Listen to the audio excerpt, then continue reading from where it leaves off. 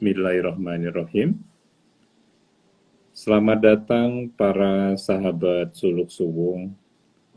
Selamat datang di Dialog Suwung ke-10. Tanpa terasa kita sudah 10 episode bersama sahabat perjalanan saya, Bang Pardamyan Harahap, dan saya, Denny Turner. Podcast Dialog Suwung ini juga dapat Anda ikuti di Spotify maupun di Apple Podcast. Mengapa kami menyebut ini sebagai Dialog Suwung? Suwung mengandung makna kekosongan yang utuh menyeluruh, yang juga bisa dimaknai sebagai standing as awareness. Adapun dialog, kami melakukan dialog live, mengalir spontan, macam jam session kalau di musik jazz, dengan tema pokok puisi-puisi sakral dari berbagai tradisi. Melalui dialog spontan ini, kami juga berkomunikasi dari hati ke hati dengan Anda semua. Energi kita semua adalah doa agar kita dihantarkan Tuhan lebih terbuka akan hidup berkesadaran dalam keseharian kita. Nah, para sahabat semua, hari ini kita akan membahas haiku karya Kobayashi Issa yang dipilihkan oleh Bang Dame. Saya akan bacakan haiku ini ringkas. Dalam gubukku, tikus dan kunang-kunang saling berteman.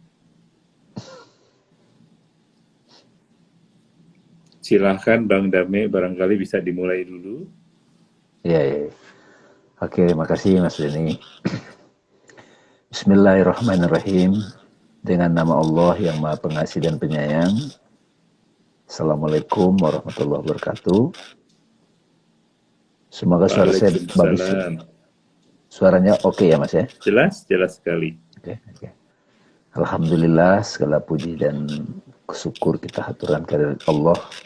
Sore ini kita kembali bersama-sama teman-teman melakukan kontemplasi, kita sebut dialog suwung. Jadi dalam teks ini ya, dalam gubukku tikus dan kunang-kunang saling berteman gitu. Ini ungkapan dari perjalanan batin seorang perenung lah ya, seorang pejalan yang sudah bisa melihat tidak ada lagi perbedaan antara baik buruk gitu. Tidak ada lagi dualitas positif negatif. Tikus itu disimbolkan sebagai ya jelas hewan yang suka kotoran ya. Kalau kita malah tikus got gitu ya. Ya meskipun ada tikus-tikus yang lain yang dijadikan mainan gitu. Terus kunang-kunang itu simbol dari cahaya ya, cahaya yang sudah pingin kembali ke asalnya gitu. Kalau dalam pandangan saya gitu Mas Denny. Jadi ini adalah kondisi batin yang kita alami bersama dalam kontemplasi-kontemplasi kita setiap hari, setiap saat, bahwa kebencian dan juga kedamaian itu sudah lebur dalam satu kesatuan gitu. Cinta, keindahan itu sudah dileburkan dalam satu realitas dengan termasuk yang kita tolak gitu. Kira-kira begitu Mas Denny, sederhananya. Saya memilih ini karena di sini Mas Denny kan ngulasnya kan haiku ini beresonansi dengan prinsip suluk ya. Jadi ini menggambarkan tauhid dalam konteks yang agak vulgar nih sebetulnya teman-teman. Di antara kita kan kalau melihat tikus gitu itu ada yang ketakutan gitu, terus juga malah kabur. Ada orang yang trauma dengan tikus. Ya tikus kantor aja seperti lagu Iwan Fals itu kan disimbolkan dengan orang yang mengambil harta rakyat gitu ya. Nah kunang-kunang itu kan tampak indah di tengah malam gitu. Jadi saya melihat perjalanan suluk kita, perjalanan masing-masing kita itu pasti mengalami satu titik di mana kita akan merangkul derita kita gitu. kita akan merangkul juga orang-orang yang selama ini kita benci gitu. Kita keselin, kita sebelin siapapun itu. Apakah itu namanya ya kadang sahabat, kok dia menyakiti aku gitu. Selama ini kita anggap dia sebagai tikus dalam hidup kita. Terus ada yang kunang-kunang, ya orang-orang yang selalu memberikan kesejukan, keindahan pada kita gitu. Nah, dua-duanya sudah bergabung dalam satu gubuk gitu. Nah, jadi kalau saya tarik kepada pengalaman pribadi saya, yang tadinya seseorang mungkin, saya nggak tahu ya Mas, saya dari kecil itu juga nggak punya, apa ya, benci-benci itu nggak ada sih Mas Denny.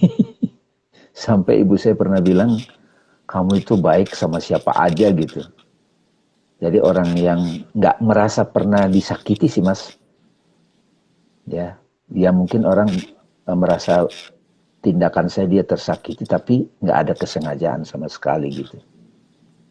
Nah karena itu, ya kesal ada di dalam diri kita, sebel ada, tapi perasaan-perasaan itu langsung dimaknai gitu, dikontemplasi sebagai satu keindahan ilahi juga, keindahan sapaan ilahi gitu.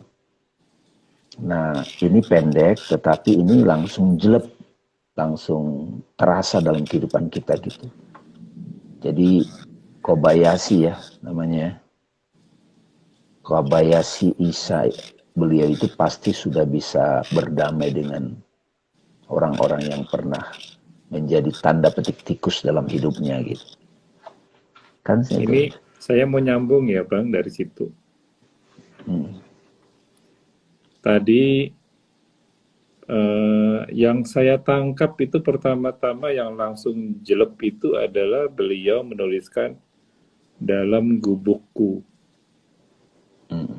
Bahkan dia tidak menyebut dalam rumahku. Ini adalah yang saya maknai, ini suatu kesederhanaan yang brutal gitu. Dalam pengertian, gubuk itu kan betul-betul tempat bernaung, sederhana sekali. Yang saya hayati itu berarti Kobayashi Isa ini sudah sedemikian humble-nya, sedemikian rendah hatinya, dan ini bisa kita tiru ini, yaitu gubuk itu kan nggak ada perabot, nggak ada kemewahan, itu saya maknai sebagai diri yang udah bebas dari berbagai keinginan, diri yang sudah apa adanya, diri yang sudah fakir, yang dibutuhkan cuma Tuhan aja gitu. Jadi bahkan gubuk pun sudah cukup untuk saya berteduh. Ini sekaligus tamparan untuk saya pribadi. Karena seringkali di dalam kehidupan sehari-hari kan kita punya dualitas ya. Antara ingin bersujud kepada Tuhan, sambil masih juga kadang pusing nih mikir yang duniawi gimana nih. Masalah pendapatan misalnya, masalah pekerjaan misalnya, dan banyak lagi hal yang lain-lain yang sebetulnya itu macam perabot kan di dalam rumah kita. Yang kalau kita hayati betul, hal-hal itu sebetulnya semua kan numpang lewat. Dan yang kedua Bang, yang tadi Bang Dame sebutkan bahwa ini juga melambangkan orang yang sudah tidak lagi melihat baik dan buruk. Saya juga manai ini bahwa tidak ada dualitas juga, seperti Bang Dame tadi bilang, tidak ada pertentangan lagi antara nalar dengan kalbunya. Yang saya mau bahas dengan Bang Dame begini, kalau tadi tikus itu saya juga maknai sebagai pikiran yang masih sibuk melompat ke depan, pikiran yang masih sibuk melompat ke masa lalu gitu. What if, khawatir. Kemudian juga sesal karena melihat ke masa lalu, nggak pernah tenang aja, terus aja gitu kan, gerak tikus kan gitu. Sementara kunang-kunang ini saya maknai sebagai nur gitu ya, Titik cahaya ya. titik cahaya yang Yang dia itu bersumber selalu cenderung terbang ke atas kan? Yes Bang, nah ini silahkan Bang, ini kita olah gitu Ya. ya. Saya interest sekali nih teman-teman ya, clue dari Mas Denny. Pertama mengenai gubuk. Kenapa enggak dia disebut rumah gitu ya, tapi gubuk ya. Emang gubuk ya Mas ya? Iya, Ya kalau kita digubukkan itu pasti sempit lah ya. Jadi tidak ada cuma satu ruangan gitu. Kalau di apartemen itu studio lah gitu modelnya kan gitu gubuk gue gitu ya. Nah gubuk itu berarti semuanya udah di sana gitu. Nah orang yang jiwanya sudah menerima gubuk, maka ya dualitas yang bertentangan itu jadi berteman di situ jadinya. Ingat ini Mas, Life of Pi gitu ya. Tahu kan Life of Pi? Jadi film Life of Pi itu kan dia tenggelam kapalnya, dia jadi bersama harimau gitu ya, satu kapal. Ya di satu kapal itu mau bagaimana lagi gitu ya. Gitu ya. Jadi makasih tuh Mas Denny. Jadi jiwa yang sudah menerima gubuk itu akan mudah merangkul atau ya dualitas itu jadi teman gitu loh. Bayangkan sosok karakter tikus dengan karakter kunang-kunang gitu. Itu satu. Itu kan kalau masih horizontal. Kunang-kunang sama tikus itu. Itu dari situ saya melihatnya tadi. Tapi Mas Denny tadi melihat lagi dikri ya. Tikus itu simbol dari pikiran yang masih terjebak pada horizontal ya. Masa lalu, masa depan. Kalau kunang-kunang itu sudah mulai transenden. Jadi kunang-kunang itu simbol dari, dia kan cahaya ya, cahaya yang kelap-kelip. Dalam setiap peristiwa, jiwa kunang-kunang itu akan selalu fokus pada cahayanya gitu. Kalau tikus itu kan desire, dapat ini, dapat itu. Pokoknya aktif banget gitu ya tikus ya. iya. Jadi pikiran kita yang aktif sana, aktif sini, ingin ini, ingin itu, ya itu tikus gitu. Kalau kunang-kunang itu apapun yang terjadi sudah dilihat sebagai titik cahaya gitu, sign of God. Dan ada satu clue lagi Bang, bahwa Isa itu menulis saling berteman. Ya, saling berteman.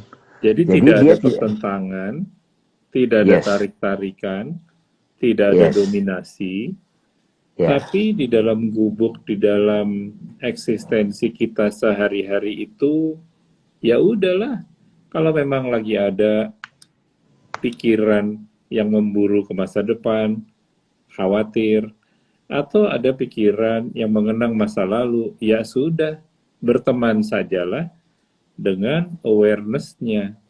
Jadi di sini bagi saya, Isa ini dengan sangat sederhana dan indah, itu menggambarkan perjalanan suluk keseharian, yang mana dia juga memberikan sebuah kunci bagi saya, kamu nggak usah pusing deh, mau yang horizontal, istilah Bang Dame tadi, mau yang vertikal, jalanin aja, orang itu temen kok.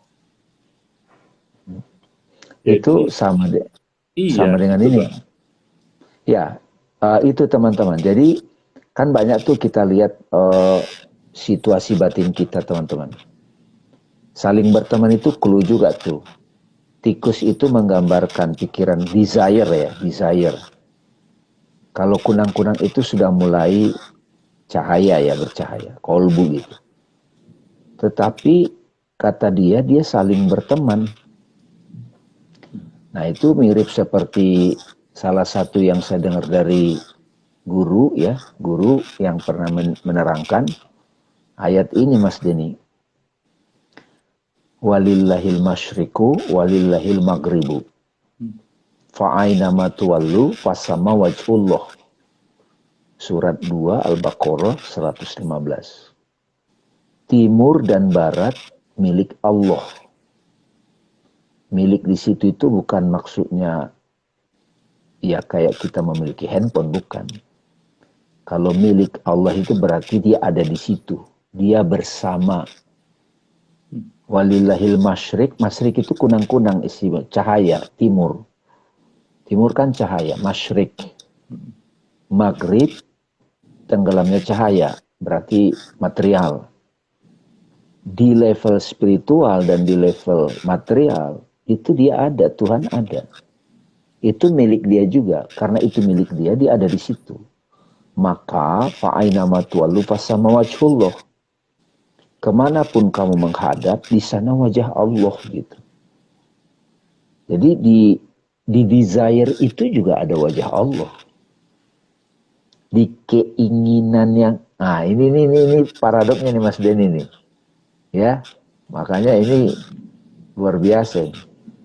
Kalau pejalan yang baru pemula, dia menghindari desire kan. Betul. Dia menolak sesuatu yang sifatnya duniawi gitu ya. Tapi kalau sudah sampai pada kontemplasi Kabayasi ini, desire itu pun sebetulnya sudah dia rangkul gitu. Gitu. Ini Ya. saya jadi ingat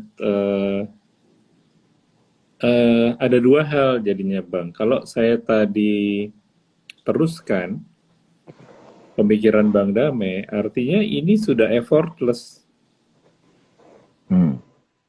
Artinya perjalanan untuk berkesadaran ini udah nggak pakai usaha lagi. Maka yang kedua saya jadi ingat, waktu kita ikut retreatnya Francis Lucille, kan ada peserta yang tanya ke dia, saya kok kalau lagi meditasi, mendadak ngantuk, saya harus apa? Lalu Lucille jawab, kalau ngantuk tidur. Iya betul. Ya kan, ini kan mirip lah seperti itu. Jadi kita tidak perlu fight, karena Allah itu dalam segala bentuk, apakah tikus ataukah kunang-kunang, itu sebetulnya kan derivatif Tuhan semua. Kitanya yang punya kecenderungan pilih-pilih kan gitu ya Bang. Iya betul. Padahal kalau tempatnya itu udah gubuk sekecil itu, mau pilih-pilih gimana? Iya. Kesana kena tikus. Kesini tikusnya ikut kesini lagi, mau gimana gitu. Jadi di sini yang sangat lembut sebetulnya isyarat dari Kobayashi Isa ini untuk udah ngalir aja. Dan ini kan zen banget gitu ya. Iya, zen banget itu. Kalau jadi pas apa itu enlighten gitu, pencerahan, orang zen kan bilang kalau lapar makan, kalau haus minum gitu kan. Kalau Iya. ngantuk tidur gitu. Iya. Nah, itu benar itu teman-teman itu. Jadi saya sendiri kadang suka ngasih tahu ke sahabat yang nanya ya, Bang Nami gimana sih meditasinya sekarang gitu.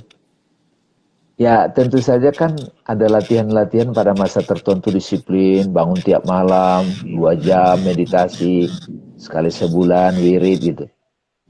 Saya suka bilang tuh, lagi mandi, meditasi, terus minum teh gitu, terus ngerapiin tempat tidur, ngepel, cuci piring gitu-gitu.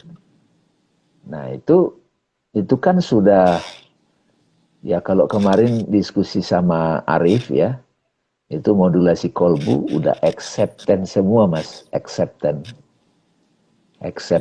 kemudian enjoyment, lalu antusiasme gitu, antusias. Nah ini Tapi saya mau saya nyambung nih tambahin, Bang. Ini yang barusan saya renungkan dan nyambung dengan Bang Dame, yaitu acceptance. Kalau saya terjemahkan, acceptance itu kan berarti derajat jiwa mutmainah. Rodia, udah nyampe Rodia Malah udah lebih tinggi. Nah, untuk bisa ke Rodiah itu, kalau mengikuti Isa ya, itu effortless sebetulnya. Iya, iya. Jadi bukan kalau dulu saya kan nganggapnya, waduh, aku Eh, harus struggle nih, gimana ya supaya kapan nih untuk mencapai iya, rodiah gitu ya. gue masih amaroh nih, gimana ya gue bisa nyampe ke lawama, habis itu bisa naik kelas lagi ke mulhamah, naik lagi mutmainah, kapan nyampe rodiahnya? Hmm, Namun kalau dari haiku ini, ya udah, itu kebuka sendiri kan, itu sebuah gift yang luar biasa gitu ya Bang ya. hmm, Bahwa rahasianya untuk bisa accept itu justru dengan ya udah, hmm. if you Iya, want to be accepting ya terima aja semuanya.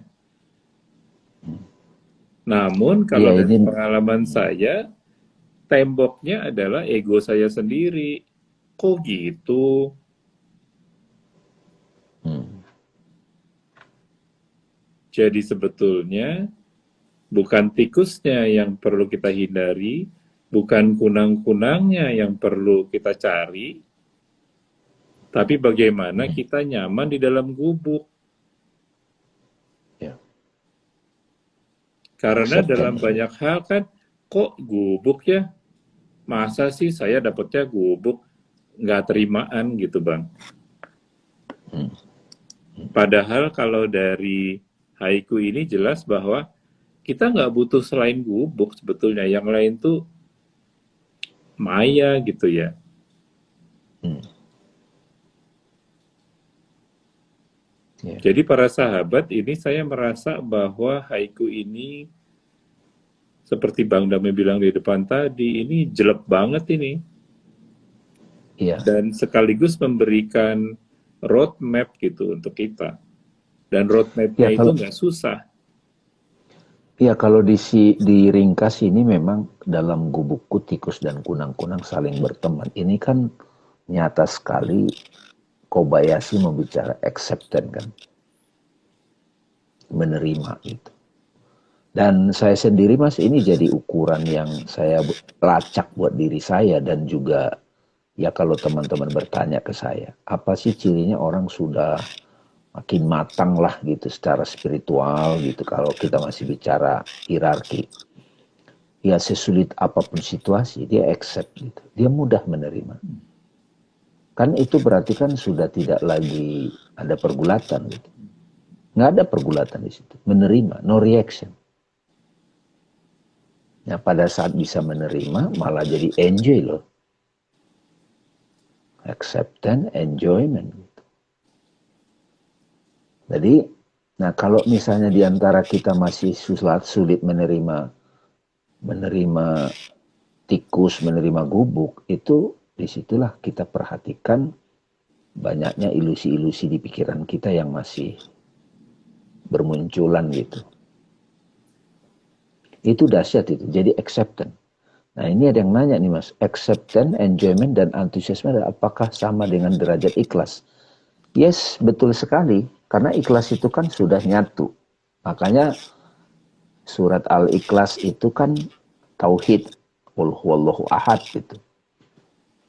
Gitu. Jadi, tapi dari dialog ini kan teman-teman jadi dapat inspirasi gitu. Kita nggak susah-susah menggapai spiritual yang gimana, sakti, bisa mewujudkan ini. Bukan itu.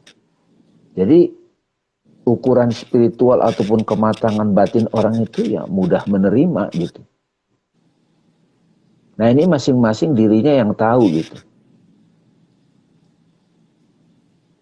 Waktu itu Mas lagi retreat ke apa Monte Sahaja gitu ya. Itu kan nginapnya di tenda Mas 10 hari. Di tenda di gubuk. Terus airnya juga kalau mandi setengah ember gitu. Mandinya setengah ember Mas. Irit banget gitu ya. Iya, terus kalau ke belakang pup itu pakai tanah gitu. Ada apa namanya dadak gitu. Jadi ya 1, 2, 3 hari mungkin ada struggling ya. Lama-lama acceptance kok. Nah, kalau yang seperti itu kita sudah bisa acceptance, maka situasi-situasi yang kita hadapi di kota gitu, di mana kita tinggal itu lebih mudah gitu. Tapi misalnya nih kita lagi nginap di satu tempat hotel bagus, bagus tahu-tahu kita pindah ke satu tempat nggak bagus gitu. Itu kan ada proses acceptance tuh mas. Padahal sebetulnya kalau kita dari awal apa saja kita terima aman-aman aja. Nah, jadi di situ Bang, kalau yang saya hayati dari penjelasan Bang Dame itu adalah bagaimana kita bebas dari ekspektasi. Di situ justru yang paling susah. Kalau kita renungkan lagi haiku ini kan betul-betul Isas apa ya, menceritakan kondisi di mana nggak ada ekspektasi. Di dalam gubuk, tikus, kunang-kunang saling berteman. Itu kan absurd banget gitu ya. Kalau kita meneropong ini dengan standar-standar yang kita punya, itu kan nggak asik banget itu. Ya sumber penderitaan itu kan memang ekspektasi mas. Ini juga clue nih teman-teman. Tadi kan udah banyak clue, acceptance, dualitas lebur, kita gubuk kita terima gitu. Nah jadi ini ada pertanyaan nih mas. Terima kasih sharingnya, saya mendapatkan inspirasi ikhlas akan takdirnya menerima apapun ketetapannya. Nah ini sebetulnya kata-kata ini sebagian orang menganggap apalagi main modern. Jadi kita terima aja nih, kita digebukin, kita dibodoh-bodohin. Nah, kalau dia sudah tahu self inquiry, dia akan selidiki ini sebenarnya yang protes dalam diriku siapa gitu. Diriku yang mana yang protes ini? Jadi ungkapan dalam gubuk tikus dan kunang-kunang itu saling berteman itu memang sudah kolbu banget gitu, sudah lebur dalam kesatuan dengan divine gitu, keilahian. Nah, di Islam sendiri kan nama Islam itu sendiri kan surrender, damai dan surrender. Gitu. Ini saya mau nyambung nih komentarnya Kang Denny. Selamat sore Kang, nih dari Balikpapan nih. Oh iya, iya. Menerima apapun ketetapannya itu total surrender sudah. Dan Hmm. artinya inilah yang diwakili dalam haiku tadi gitu ya. Apapun yang ada di pikiran kita, apapun yang ada di emosi kita, kayak tikus itu berteman dengan Islam, berteman dengan peace-nya. Sehingga tadi bisa accept. Accept-nya ini bukan karena terpaksa para sahabat. Tapi karena menerima ketetapan ini menjadi apa ya, default-nya kita. Setiap momen, apapun ketetapan, yang belum terjadi pun kita sambut. Ini yang tadi saya maksud, lepas dari ekspektasi. Ekspektasi itu biasanya nih, kita pakai istilah, harusnya kan begini, atau kok begini. Nah, lepas ekspektasi itu kita udah nggak punya lagi, harusnya kok gini, atau kok begini, hilang. Dan inilah state-nya Isa di dalam haiku itu hilang. Gue ditaruh di gubuk, ada tikus, ada kunang-kunang, ya udah temenan aja semua. Makanya Mas Denny banyak orang di penjara itu kalau dia bisa menghayati kata-kata Isa Kobayashi ini itu dapat itu tuh ya kebangkitan rohani itu.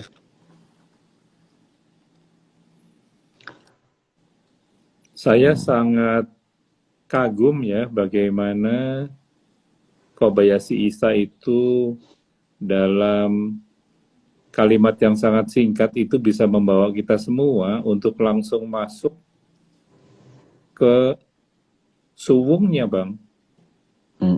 Jadi kita tidak lagi muter-muter atau jalan yang susah. Dia langsung ngajak, udah nih ya, ini aja langsung enak kok.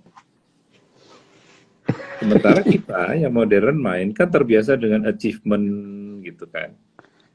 Apalagi kalau kita gamer gitu. Senangnya kan dari level 1, level 2, level 3, level 4. Nah, di sini kita disadarkan bahwa perjalanan batin tuh nggak pakai level, para sahabat. Meskipun kita Buka bikin aja. meskipun kita kemarin ngomong 7 derajat jiwa gitu ya. Iya, karena 7 itu sekedar, bagi saya itu sekedar apa ya, klasifikasi untuk membantu kita lebih gampang ngerti. Tapi bukan untuk kita lalui seperti kita main game. Tangga, Iya, bukan atau seperti seperti tangga. Di setiap detik kita bisa anywhere di yang 7 itu. Dan itu yang dimaksud oleh Isa. Nggak apa-apa. Istilahnya ya, kalau saya lagi amarah, ya nggak apa-apa. Temenan aja lagi Yes, sama Rodiahnya. yes. Termasuk lawama sedih gitu ya. Iya. Iya, iya, iya betul. Jadi memang gini Mas, waktu awal-awal menerangkan 7 derajat jiwa itu pasti si pikiran yang dominan memahami, yaitu menganggap itu sebagai degree ya. Karena pikiran itu kan pahamnya harus ada tahapan. Padahal sebetulnya kalau sudah dihayati hakikatnya, itu semuanya adalah one self, gitu. Satu self, satu diri. Gitu. Marah itu juga kita jadi terima sebagai ekspresi yang saat itu hadir gitu. Sedih gitu. Ini sama seperti Rumi. Rumi sudah tidak lagi menolak sedih. Rumi sudah tidak menolak lagi tentang penderitaan. Dia sudah merangkul gitu.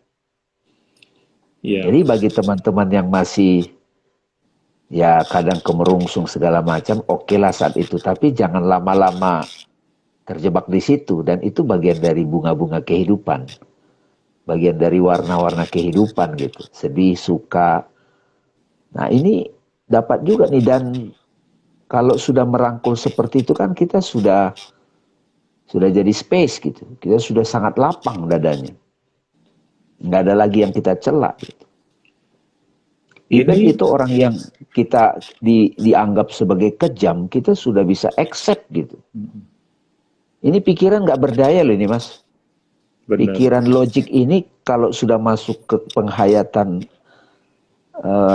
puisi pendek ini nggak masuk nih pikiran nih. Jadi para sahabat semua, inilah yang tadi di awal sekali di dalam pembuka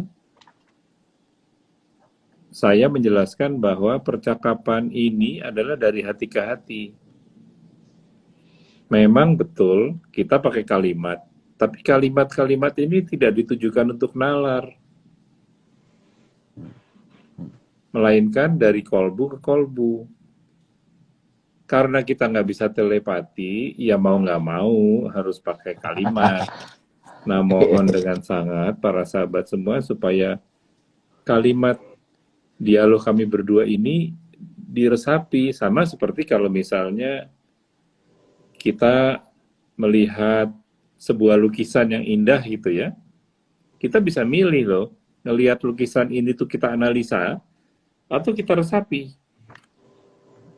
Musik juga demikian. Bisa saja kita milih. Kalau kita mendengarkan sebuah musik itu, oh ini harmoninya begini, melodinya begini, chordnya gini, boleh. Tapi kita juga bisa pilih untuk langsung dimasukkan ke seluruh eksistensi kita. Nah, untuk teman-teman yang baru gabung di episode ini, saya mengusulkan untuk melihatnya seperti itu. Sehingga bisa instan gitu ya. Kalau kita itu meresapi langsung dengan hati, maka bisa instan. Nggak ada pertentangan lagi. Seperti tadi puisinya Isa. tikus dan kunang-kunang saling berteman. Ini profound ini para sahabat semua, dalam banget gitu.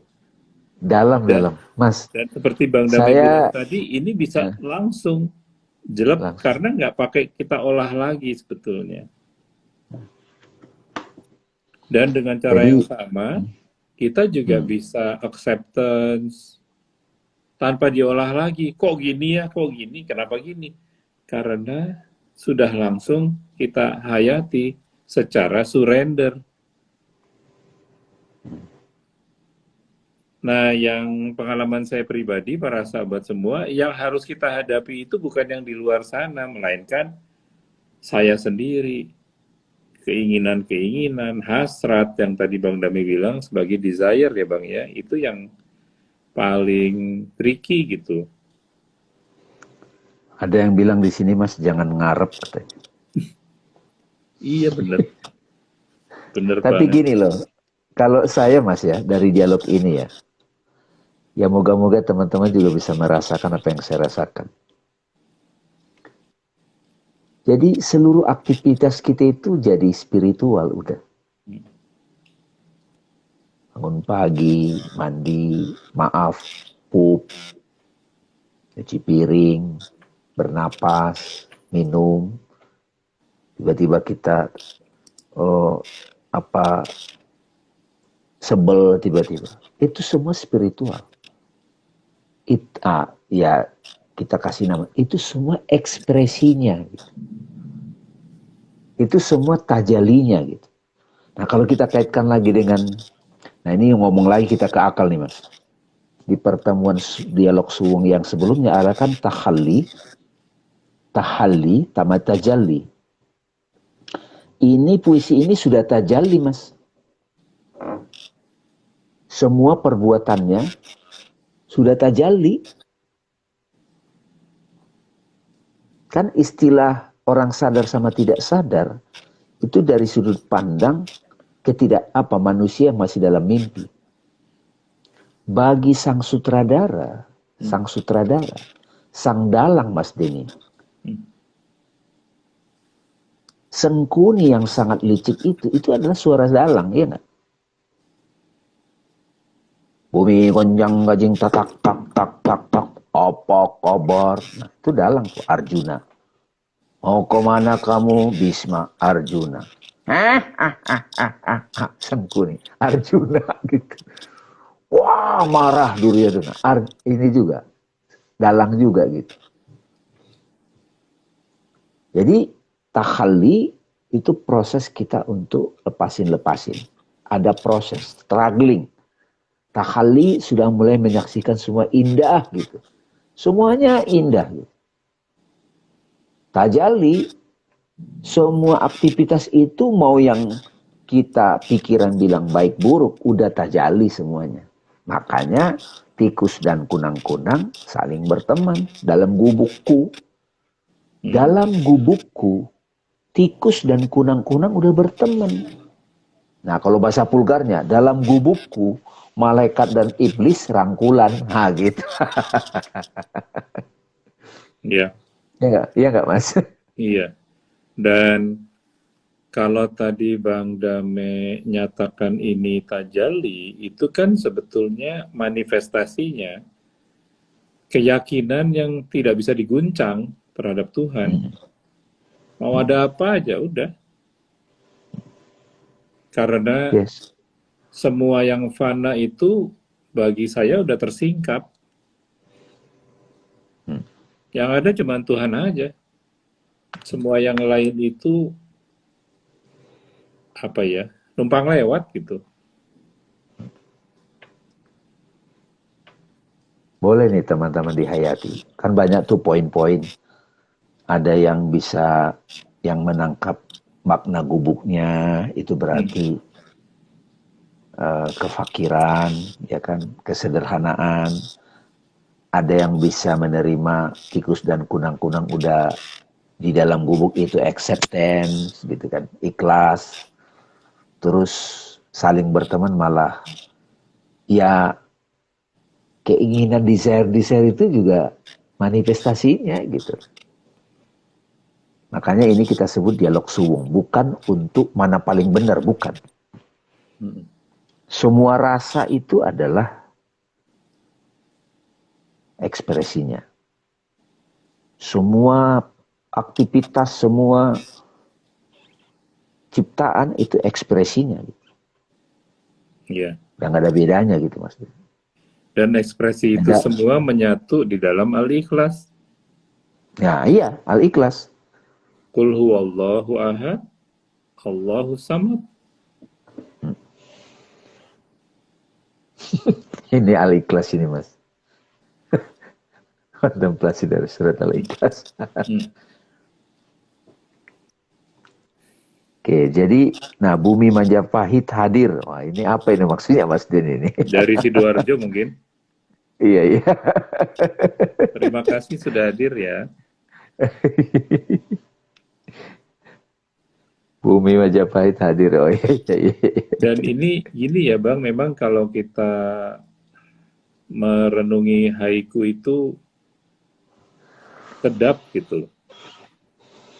Karena esensinya haiku itu bisa menghantar setiap pembacanya itu kepada kesadaran masing-masing. Iya. Kita pas memulainya tadi nggak ada agenda kan? Nggak ada. Nah ini ada yang nanya nih, Julius, telepati itu nyata ya katanya. Tadi Mas Denny soalnya ngomong telepati. Iya. Mungkin begini Mas, mungkin saat kita dialog seperti ini, teman-teman yang mendengarkan ini ada 30-an lebih, hampir 40, itu mungkin kerasa gitu, oh ini seperti nampar gue gitu. Terjadi telepati, istilahnya telepati. Kalau di ini kan teknologi namanya connecting ya, semua terhubung. Ada istilah namanya butterfly effect gitu. Kepakan kupu-kupu, sayap kupu-kupu di Arizona itu menyebabkan badai di Jepang gitu. Ya kayak tubuh kita kan, kalau sakit di jari, kelingking, kayak tegang, itu kan kerasa ke kepala gitu. Kerasa ke semuanya gitu. Nah seluruh alam semesta ini kan sebenarnya tubuh yang satu. Dan juga roh yang satu. Kita sudah lama lupa untuk melihat ketunggalan itu. Benar nih Mas, dialog-dialog kita ini sebetulnya membuat kita yang dialog pun jadi seperti apa ya, kayak ada not-not baru kalau dalam jamming gitu ya. Tiba-tiba dalam jamming itu, wih, kok ada chord baru nih gitu, kok tiba-tiba not ini muncul gitu ya. Betul. Nah, para sahabat semua, pada saat saya menjalani dialog ini secara real time, saya juga dapat tuh tamparan-tamparan ke saya sendiri, ilham-ilham yang datang. Karena memang saya dan Bang Dame setiap ngumpul begini ya kita kosong aja. Dan pada saat kita tadi itu membahas haikunya Kobayashi Isa, itu sebetulnya pengantar saja untuk tauhid. Iya. Jadi pengantar untuk kita sama-sama bisa lebih menghayati tunduk kepada Tuhan itu yang hakiki itu seperti apa, nggak pakai aneh-aneh gitu kan. Ada Mbak Rodiani dari Jawa Timur. Kerasa banget, terima kasih. Terus ada Mbak Nini Wanes ya Bang kata. Mbak Tina dia menunggaling, mantul. Nah, bisa nggak Mas Denny, perspektif Mas Denny sekarang memaknai ketunggalan itu? Kalau saya Bang memaknai ketunggalan itu selalu kembali ke ayat pertama Al-Ikhlas. Qul huwallahu ahad. Itu manakala kita sudah sirna, maka yang ada ya tinggal Allah. Dan Allah di sini yang saya maknai para sahabat bukanlah Allah sebagai objek gitu ya.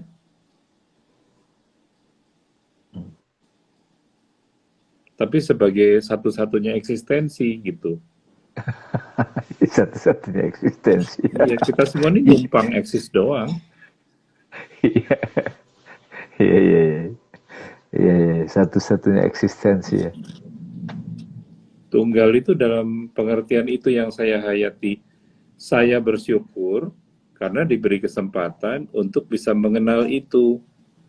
Iya. Mas, kalau dalam praktek kehidupan sehari-hari, konsekuensi dari pemaknaan itu bagaimana, Mas Denny? Jadi Saya lagi bantu ridho, teman-teman nih untuk bertanya. Ridho ya. jadi ridho. Berarti Keseharian kita merangkul jadi semuanya. ridho aja. Merangkul. Ya, merangkul semuanya ya.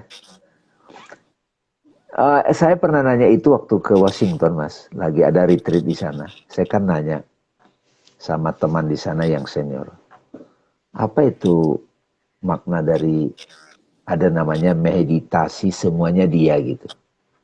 Jadi ada satu meditasi yang penghayatan itu semuanya dia, semuanya ini wujudnya gitu. Itu kan Ibnu Arabi banget kan, wahdatul wujud kan, wahdatul wujud. Nah saya tanya sama beliau, itu dalam keseharian yang kita masih, dia lawyer Mas, lawyer yang sudah ikut jalan sufi gitu. Dia bilang begini, prakteknya itu adalah lakukan yang terbaik, lakukan yang terbaik. Apapun hasilnya, ridho. Dia bilang gitu, Mas Denny. Jadi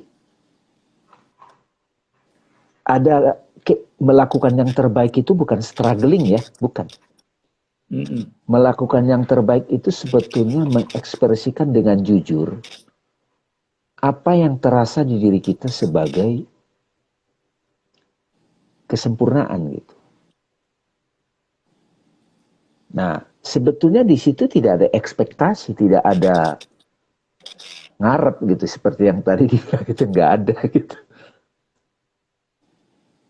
Iya. Ya, nggak ada ngarep di situ.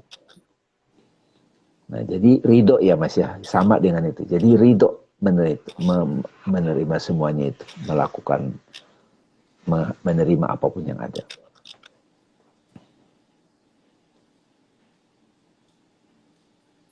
Luar biasa nih Mas, alhamdulillah ya. Iya. Jadi saya mendapatkan awareness nih Bang dari dialog kita sore ini bahwa manakala kita sikapi segala sesuatunya itu dengan jiwa yang tenang, itu adalah yang sebaik-sebaik yang bisa kita lakukan. Karena di dalam ketenangan tersebut, itu pintu untuk kita bisa jadi ridho. Jadi sesuai dengan Quran itu ya. Ya ayat Tuhan nafsu mutmainnah irji'i ila rabbiki radiyatan mardiyah. Sesuai ya. Karena tuntunannya begitu ya Bang. Iya. Iya, iya. Sekarang jadi dibenarkan lah ya. Kita jadi bersaksi ya. Shadaqallahul azim. Bahwa ayat itu memang urutan-urutannya itu menggambarkan kebenarannya gitu. Hakikatnya. Bang Dame, Ya. ini karena waktunya sudah sedikit lagi, saya mohon Bang Dame bisa menyimpulkan dan kemudian menutup dialog kita sore ini. Oke, makasih Mas Denny. Teman-teman yang sudah mendengarkan ini sampai selesai, dan kalau nanti ada yang ingin mengingat kembali, menikmati lagi, silakan didengar rekamannya. Puisi Kobayashi Isa ini yang tadi sudah dibaca menggambarkan batin yang sudah hidup sahaja gitu, apa adanya. Dia menikmati setiap momen, dia mensyukuri setiap saat, dia menerima apapun yang terjadi. Dan ini betul-betul pertanda bahwa kita itu sudah mencicipi surga. Mencicipi surga tertinggi malah, kalau mau bicara tertinggi. Yaitu kita menjadi manifestasi Tuhan dalam aktivitas. Kita menjadi khalifahnya, kita menjadi image of God, imago Dei. Tanpa kita ngomong saya khalifah, tetapi kita merasakan bahwa yang hidup itu bukan diri kita yang kita anggap selama ini. Yang hidup, yang bernapas, yang beraktivitas, yang mengasihi, yang menyayangi itu ternyata adalah Dia gitu. Nah, moga-moga apapun yang hadir dalam hidup kita itu kita rangkul. Tentu saja termasuk kalau tidak ada ketidakseimbangan, kita akan merespon dengan sangat tepat gitu. Dengan pas, dengan soleh gitu. Nah, saya sendiri dari dialog ini mendapatkan banyak inspirasi, dan biasanya teman-teman setelah dialog ini, ya saya sendiri akan mendengarkan ulang gitu. Kok tadi ada muncul gitu inspirasi seperti itu. Bagi teman-teman yang mendengar ini dapat satu poin, itu sudah berkah banget. Kita sendiri yang dialog di sini itu akan mendapat berkah. Nah, ungkapan-ungkapan ini bukan kesimpulan Mas, tapi lebih kepada apa yang saya rasakan saat kita berdialog ini. Terima kasih teman-teman telah mendengarkan dialog ini. Semoga teman-teman dan kita semua mulai menyadari pentingnya suwung, pentingnya batin yang selalu damai, hening dalam setiap aktivitas kita. Sampai ketemu lagi Jumat depan. Wassalamualaikum warahmatullahi wabarakatuh. Waalaikumsalam warahmatullahi wabarakatuh.